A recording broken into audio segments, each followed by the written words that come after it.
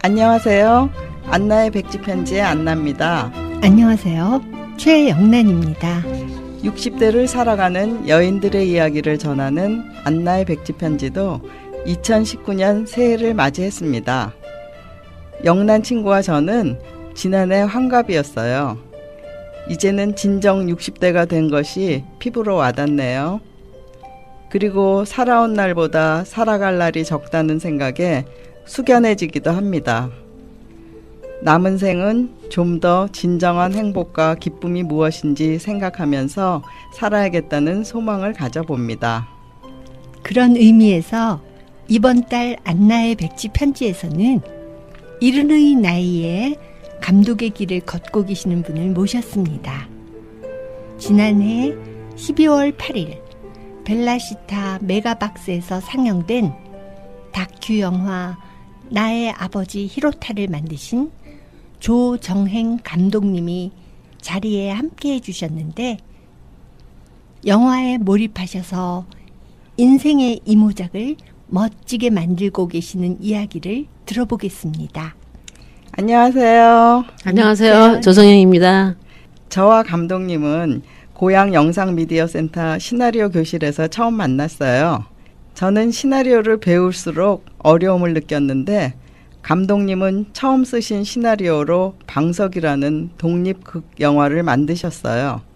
교장 선생님으로 퇴직하셨지만 평교사 시절 국어 선생님이었다는 소리에 그 모든 것이 시나리오 작업의 밑바탕이 되었겠다라는 생각을 하게 되었어요. 첫 작품 시사회는 고향 영상미디어센터 1층 어울림영화관에서 했는데 90분짜리 장편 영화를 보면서 감독님의 역량에 깜짝 놀랐습니다. 그것이 2016년으로 기억하는데 2018년에 두 번째 작품으로 아버지에 관한 다큐 영화를 제작하셨어요. 한 가정의 가족사이자 역사의 뒷이야기를 다큐로 만들어가는 모습을 옆에서 지켜보면서 감독님의 열정과 추진력에 존경과 응원을 보냈습니다. 감독님은 교직에 몸담고 계시다가 교장 선생님으로 퇴직하셨는데 왜 제2의 인생을 감독이 되기로 하셨나요? 교사 37년 하다 보니까 딱딱하고 좀 권위적이고 전형적인 그런 것이 싫어서 감독을 하려고 마음먹었는데 일단 멋있잖아요. 감독은. 네, 맞아요. 네. 개성도 있고 창의적이고 그러니까 부시시하면서도 뭔가 천재 같은 느낌. 뭐 봉준호 감독 보고 봉준호 교장 그러면 멋없잖아요. 네. 봉준호 감독이 멋있지. 그래서 멋있고 싶어서 했고 두 번째는 제가 영화 옛날 많이 봤는데 배우가 되고 싶었거든요. 근데 그때 배우는 오드리 헵번, 잉그리드 버그만 같은 너무나 완벽하고 잘생긴 배우들이어서 배우 되기를 포기했죠. 좌우지간 인생을 좀 이만큼 살다 보니까 이야기를 하고 싶어서 감독이 되었습니다. 네. 영화에 대한 관심은 언제부터 갖게 되셨나요? 중학교 1학년 때 친구와 같이 옛날 화신백화점 그 뒤에 우미관이라는 극장이 있었어요. 거기서 슬픔은 그대 가슴이라는 영화를 처음 보았습니다. 그 화면도 안 좋고 막 비 오듯이 하고 그런 화면. 근데 그 영화 너무나 낭만적이고 화려하고 또 그 모성의 엄마와 딸의 그 애잔한 얘기에 너무 감동이 돼서 그날 그러니까 딴 세상을 갔다 온 것 같은 그런 착각에 빠졌었는데 그 이후로 영화에 미쳤죠. 네. 중고등학교 때 합쳐서 고등학교 3학년 때까지 그 영화 쭉 적어봤는데 130편의 외국 영화를 봤어요. 그것도, 많이 보셨네요. 예, 그것도 극장에서만 그 영화를 많이 보고 중고등학교 때는 거의 영화가 제 관심사였습니다. 그 퇴직 후에 몇 달 놀다가 교화도서관을 갔는데 그 죽기 전에 봐야 할 영화 500편이라는 그 책이 두꺼운 책이 있더라고요. 그 책을 봤는데 거의 뭐 한 장 넘어 다 제가 본 영화고 그래서 영화에 대한 그 저 밑바닥에 있던 게 다시 겉으로 올라와서 그 교화도서관에 있는 영화에 관계된 책 한 20권 그 책을 다 읽었습니다. 어릴 때부터 영화에 관심이 많으셨네요. 네. 그럼 아버지의 다큐를 생각하게 된 동기는 무엇인지 궁금해지네요. 네. 올해가 3.1운동 100주년인데 작년이 1918년. 네. 근데 아버지가 1918년생이니까 작년에 아버지 100번째 생신인 거예요. 네. 근데 평생에 아버지한테 잘못한 게 너무 많고, 그러니까 나이가 들어서 이렇게 시간도 있고 하니까 과거 생각이 많이 나면서 아버지에게 너무 그 불효했다는 생각이 들었어요. 그래서 아버지를 다시 기억하고 좀 추모하는 일을 하고 싶다는 생각이 들었고, 아버지가 청년 시절에 입교대학에 가셔서 또 오사카의 오다니 공장에 다니면서 그 항일 운동을 굉장히 하셨는데, 그 이후에 또 6.25 때는 코뮤니스트로 활동을 하셔서 하여튼 아버지의 삶이 그 근현대사 소용돌이 속에 있었죠. 거기서 한평생을 아주 거친 삶을 사셨는데 그 아버지의 그 삶을 그냥 묻으면 안 되겠다. 기억해야 되겠다는 생각이 들었어요. 그리고 이제 뭐 다 아시겠지만 그 아버지가 75세에 돌아가셨는데 거의 그 이데올로기 갈등이 굉장히 심한 한국 사회에서 아버지가 굉장히 그 묻혀 살았죠. 그 삶을 마감하셨는데 이제는 그런 것이 없는 좀 넓은 세상이 돼야 되지 않겠나. 그리고 지금이 바로 이제 그런 시점이라는 생각이 들어서 이 시도를 하게 되었습니다. 참 효녀시네요. 우리도 부모님을 생각하지만 그저 그리워할 뿐이죠. 며칠 전 안나와 감독님의 스튜디오에 가서 다큐 영화를 보았는데 감독님께서 아버지의 삶을 추적해 다큐멘터리 영상으로 담아내면서 아버지와 더 가까워지고 친밀해진 느낌이라고 하셨어요. 아버지와의 추억 중에 가슴에 남는 일을 떠올리신다면 어떤 것이 있을까요? 네, 아버지가 좀 엄격하시고 말씀도 없으셔서 뭐 다정하고 그런 추억은 별로 없는데, 하여튼 제가 최초의 아버지에 대한 그 무서운 그런 추억은 이제 맨날 어릴 때 교회에서 뭐 준다 그래가지고 네. 어릴 때 교회 가면 맛있는 거 많이 줬잖아요. 맛있는 거 줘서.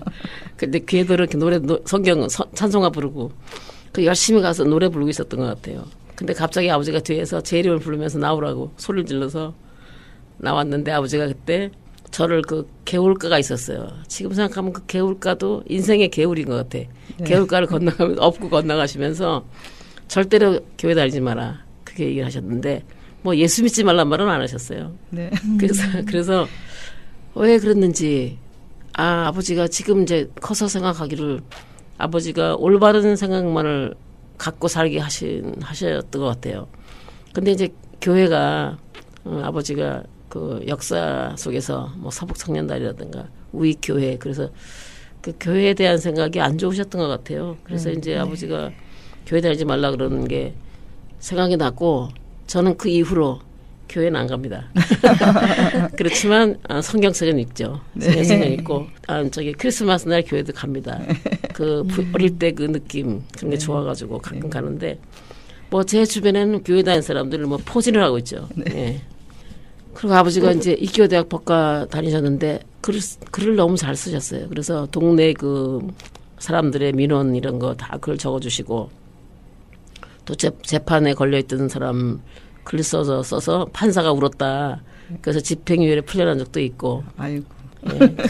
그다음에 또 동생이 등록금을 못 내가지고 이제 학교 청소하고 왔다 그러니까 아버지가 그 공정하지 않다고 담임선생님한테 편지 썼는데 그 담임선생님이 막 얼굴이 팍 불구스러워해지면서 막 떨었다. 뭐 이제 그런 얘기도 들었어요. 하여튼 아버지가 글을 잘 쓰셨고 그다음에 제가 또 잊을 수 없는 거는 그 장독대 밑에 그 창고가 있었는데 그 창고를 아버지가 이렇게 목욕탕을 만들어줬어요. 그래서 뒤에다가 이렇게 보일러도 달고 더운 물도 나오고 그랬는데 그 당시에는 뭐 수도가에서 머리 감고 씻고 그랬죠. 근데 그 목욕탕 만들어줘서 머리를 마음대로 감을 수 있었고 샤워하고 너무 행복했던 기억이 있고 또 동네 사람들도 그 더운 물 데우는 날에 와서 목욕하고 했던 기억이 납니다. 그리고 이제 동네 그 하수도 뭐 그다음에 전봇대 그런 게 없는 동네였는데 그 구청에 가서 막 민원을 하셔가지고 그 어떻게 얻어와서 동네 사람들이 다 나가서 그 공사를 해서 동네가 참 좋아졌던 그런 기억도 많고 하여튼 아버지 발명 가셨네요. 네, 요즘은 맥가이버이면서 리더였던 것 같아요. 네. 리더십이 있으셨던 것 같아요. 그럼 아버지에 대한 영화를 만드는 과정에서 가족들의 반응은 어땠나요? 네, 뭐 겉으로 뭐 굉장히 칭찬하지는 않지만 다 좋아하는 것 같았고, 특히 그 찍으면서 아버지 추억을 각자 얘기하면서 찍었는데 공유하는 부분이 많았어요. 그리고 또 이제 올케들도 나오고 다 나왔는데 굉장히 친밀해진 것 같고, 또 아버지의 삶을 정리하면서 우리들의 삶의 어떤 지표를 다시 세우게 됐다. 그런 좋은 경험도 있었고, 또 자료를 찾으려고 동생들이 도와줬고, 특히 이제 물심양면으로 돈도 많이 지원도 해주고, 네. 그래서 별로 안 쪼들리고 영화를 만들 수 있었고요. 네. 그다음에 이제 조카가 또 음악을 해갖고 영화 음악도 만들고, 또 남편도 그림을 그리는데 그 영화에 몇 장면 그려졌죠. 한 일이 있네요. 네. 와. 가족들의 응원도 큰 힘이 되셨겠어요. 네. 영화를 보다 보니 장남이신 조승정 선생님께서 아버지는 신과 같은 존재라고 하셨는데 자식의 눈에 완벽하게 보이신 대단한 아버지였다는 것을 알 수 있었어요. 그리고 친구분의 나레이션으로 더욱 차분한 느낌을 주는 영화는 오사카로 향하는 기차 안에서 수많은 감정을 지닌 감독님의 옆모습을 보여주며 시작되잖아요. 태풍까지 불어 심란했던 날 오사카로 가는 감독님의 머릿속은 너무 복잡했을 텐데요. 그때의 심정을 말씀해 주실 수 있나요? 네. 일본을 가기로 결정한 날 이제 태풍이 불어서 원래 오사카로 가려고 했다가 도쿄로 가게 되었습니다. 근데 갈 때의 느낌은 이제 아버지의 행적을 찾는 거였잖아요. 그래서 굉장히 흥분됐고, 도쿄에 가서 리큐 대학 갔을 때 아버지 젊은 때 그 잘생긴 모습이 떠오르면서 네. 또 거기서 얼마나 낭만적인, 학교가 되게 예쁘거든요, 리큐 대학이. 그래서 아버지 정말 여기서는 아무 걱정이 없으셨을까? 굉장히 행복하셨겠다, 그런 생각이 들었어요. 그래서 이제 리큐 대학 가서 그 아름다운 걸 보고 저도 거기 그 학교 다니고 싶더라고요. 굉장히 예쁜 거기가 학교. 윤동주 시인도 그 학교 다니지 않았나요? 예, 그렇죠. 그래서 윤동주와 아버지가 거의 43년 거의 같은 시기에 학교를 다닌 것 같아요.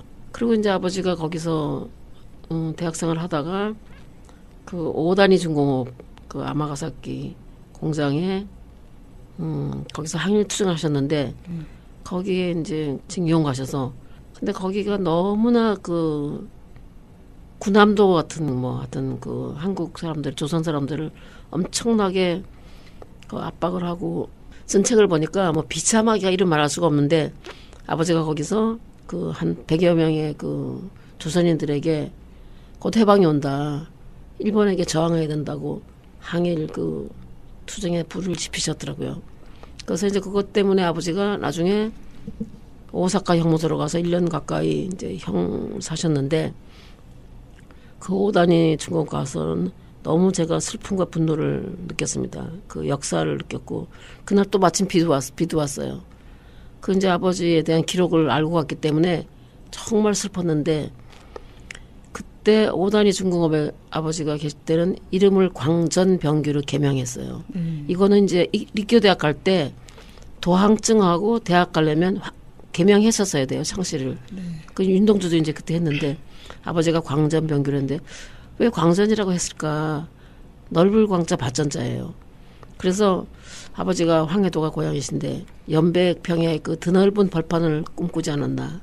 그래서 조국의 광복, 땅에 대한 어떤 소망, 그런 거를 생각하시고 이름을 광전으로 개명을 하신 것 같아요. 그래서 일본 가서는 그 아버지가 갔던 길을 가면서 아버지의 숨결을 가장 많이 느꼈죠. 그래서 리쿄 대학 갔을 때는 좀 기쁜 마음과 아마가사키 가서는 너무 슬프고 그런 걸 느꼈고, 그리고 이제 오사카 형무소 갔을 때는 아버지가 해방되는 거를 예견하셨거든요. 그래서 한 8개월 계셨는데, 여기 계실 때는 그렇게 처절하고 뭐 비참한 것은 아니었겠다는 그런 느낌이 들었습니다. 근데 이상하게 공교롭게도 그 세 군데 갔을 때 날씨가 다 틀렸는데, 리키오에 있을 때는 청명하고, 또 오다니 갔을 때는 비가 오고, 또 형무소 갔을 때는 약간 흐렸었어요. 제가 많은 감상을 느끼고 왔습니다. 근데 지난번에는 극영화를 하셨는데 이번 다큐를 만들면서 특히 조심스러운 부분도 있으셨겠어요. 네, 처음에 다큐 만들 때 제일 내 스스로 마음 다짐한 게 뭐였냐면, 감상에 빠지지 말자.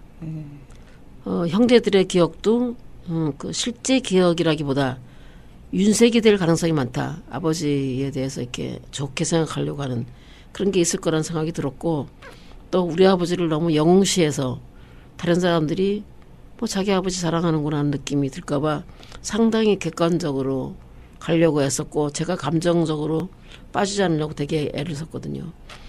이제 그런 부분이 있었고, 또 특히 그 이데올로기 문제가 있어서 이 이데올로기 프레임을 어떻게 내가 거둘 수가 있냐. 거둘 수도 없을 뿐더러. 그래서 이 프레임을 걷는 것, 또 내 스스로 평생 동안 나도 모르게 내 스스로의 그 위축감. 피해, 내 위축감 이런 것도 있어서 되게 망설였죠, 사실은. 양과 음이 있다면 음에 있었던 사람들, 그 사람들의 그 진실한 목소리도 좀 꺼내야 된다는 생각이 들었어요. 그래서 이 두 부분을 상당히 신경을 많이 썼죠. 그래도 이번 다큐를 통해서 얻은 것도 많으셨을 텐데요. 어떤 것들이 있나요? 이번에 그 다큐를 다 찍고 나서 어떤 생각이 했냐면, 정신 놓으면 안 된다. 어리석은 일을 두 번 다시 겪으면 안 된다. 우리가 역사의식이 더 좀 투철해졌죠. 그래서 역사는 흐른다. 우리는 역사가 끝난 게 아니고 역사 속에 있다. 아직도. 그래서 우리의 하루하루가 역사의 조각이다. 그래서 우리 모든 사람들이 깨어 있어야 된다. 그냥 가만히 있으면 안 되고, 어떤 게 진짜고 가짜인지, 누가 정말로 올바른 것인지, 그런 거를 정신을 차리고 봐야 된다는 생각이 들었죠. 그리고 제 개인적으로는 굉장히 그 제 삶의 확장됐다? 네. 그런 느낌이 들어요. 왜냐하면 많은 사람들하고 같이 공동 작업하면서 느낀 것도 많고, 또 그 분야의 전문가들을 많이 만나서 도움도 많이 받았거든요. 그래서 제가 알고 있는 역사, 제가 알고 있는 어떤 관점 이런 게 상당히 좁다. 그런 걸 많이 느꼈고, 많은 사람들을 만나게 된 거, 그런 게 제가 이번 다큐에서 얻은 것이고, 또 끝나고 나서도 그 다큐에 대해서 얘기하는데 사람들마다 생각이 다 틀린 거예요. 부모에 대한 생각도 틀리고. 그래서 이렇게 공유하고 다른 사람들하고 같이 나와 다른 생각을 가진 사람들을 또 이해하고, 그러면서 저는 그 이상의 엄청난 많은 것들을 얻었다라고 생각합니다. 영화를 통해서 이제 더 삶의 확장을 느끼셨네요. 네. 그렇다면 제2의 인생을 준비하는 사람들에게 좋은 말씀 좀 들려주세요. 네, 제가 제 주변에 훌륭한 사람 너무 많더라고. 이름 없는 사람들. 제가 이렇게 얘기하는 게 상당히 조심스럽고, 주제 넘을 수도 있는데, 70이 넘어가니까, 얘기해도 되겠다. 그런 생각에 자신감이 생겼어요. 네. 그리고 누가 욕하겠어요. 근데 저는 이제 얘기하고 싶은 게, 다 사람마다 개성과 자기 상황과 처지와 생각이 다 틀려서 또 일률적으로 이렇게 해줄 수는 없는 것 같아요. 다 영화 찍어라. 그러면 사람들이 다 그렇게 얘기하죠. 돈 있냐? 이렇게 얘기하고. 또 두 번째는 충무로에 가봐라. 날고 기는 사람 많다. 그렇게 얘기하죠. 저는 충무로가 나하고 무슨 상관 있냐. 나는 내가 내 할 얘기하면 되는 거고, 봉준호는 봉준호 얘기하면 되는 거고, 임권택은 임권택 하고 싶은 얘기하면 되는 거죠. 그래서 일일적으로 말할 수는 없는데, 첫 번째가 내가 누군지, 내 자신이 어떤 사람인지, 이때까지 나는 뭐를 위해 살아왔는지, 그러면 내가 앞으로 어떻게 살고 싶은지에 대한 생각이 확고해야 된다고 생각해요. 저는 개인적으로 돈 버는 일은 안 하겠다. 돈 버는 일은 안 한다. 평생 벌었는데 쓰고 싶어요. 그래서 근데 제일 중요한 게 나 자신을 믿는 것 같아요. 네. 저도 이번에 많은 그런 느꼈는데 내가 뭐 하겠냐 사람들 다 그렇게 얘기하죠. 내가 뭐 그럼 제가 영화 찍었다면 그 남편이 돈 잘 버는가 보네.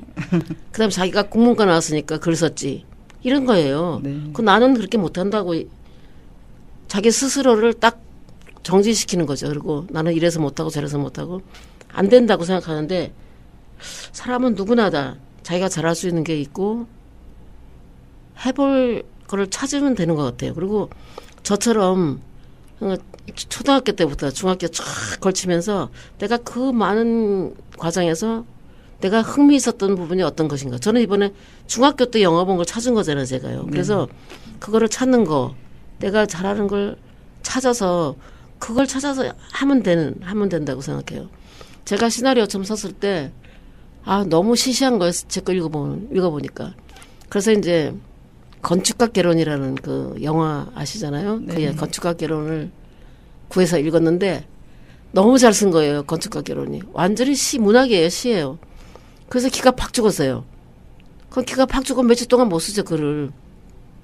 근데 이제 다른 사람 또 이렇게 보면은 시시한 걸 보면은 뭐 이 정도는 나도 쓸 수 있겠어. 이런 생각이 들죠. 그러니까 뭐 이 정도는 나 쓸 수 있겠다는 거는 별로 힘이 안 돼요, 사실은.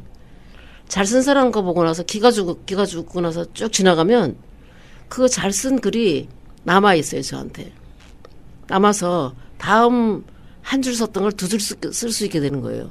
굉장히 신기한 그런 체험을 했죠. 그래서 유명한 작품 하나 남기는 게 작가가 아니고 죽을 때까지 글 쓰는 게 작가라고 생각해요, 저는. 그래서 여러분들도 이제 글을 한번 써보시면 한번 써보세요.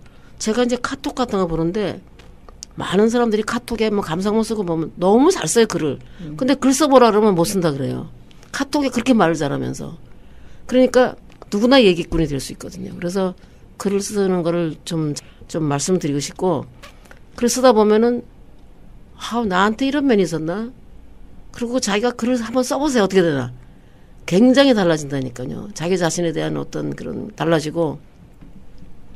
그래서 뭐 유명한 작가가 되라는 게 아니고 자기 삶이 달라지니까 그렇게 한번 뭐든지 한번 해보셨으면 좋겠다. 그런 생각이 듭니다. 그래서 내가 뭘 하겠냐는 생각부터 딱 없애야지 뭘 할 수가 있다.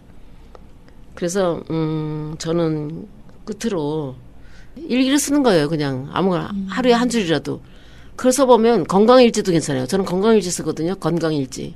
10년째 쓰고 있는데 내가 작년에 되게 아팠었네. 이런 것도 알게 되고 일기를 쓰는 거를 생활화하시면 좋은 결과가 있지 않을까 그런 생각이 듭니다. 끝으로 그 데릭 자만이라는 독립영화의 유명한 감독인데 꿈 꾸지 마라. 네 자신이 꿈이 되어라. 그 얘기했는데 저는 이 얘기를 초창기 때 이제 감독들 얘기를 많이 읽게 되잖아요. 그래서 굉장히 그 말이 와닿고 아무리 작은 거라도 꿈은 큰 건 줄 아는데 작은 거라도 자기가 그 꿈이 되는 거 그런 게 굉장히 중요하다고 생각합니다. 선생님 말씀을 들어보니 나는 누구인지 무엇 하면서 어떻게 살 것인지 자기 자신에 대해 깊이 생각해 보아야겠다는 생각이 듭니다. 퇴임 후의 삶을 재창조하시고 인생 후반기에 숨겨진 잠재력을 일깨워 멋진 인생을 살아가시는 모습에 힘껏 박수를 치고 싶어요. 앞으로 좋은 작품 많이 만드시고 대한민국 영화사에 큰 획을 긋는 감독님이 되시기를 바랍니다. 감사합니다. 저는 감독님이 영화에 더욱 몰두하실 수 있게 항상 건강하시기를 기원합니다. 지금까지 안나의 백기 편지 26번째 이야기였습니다.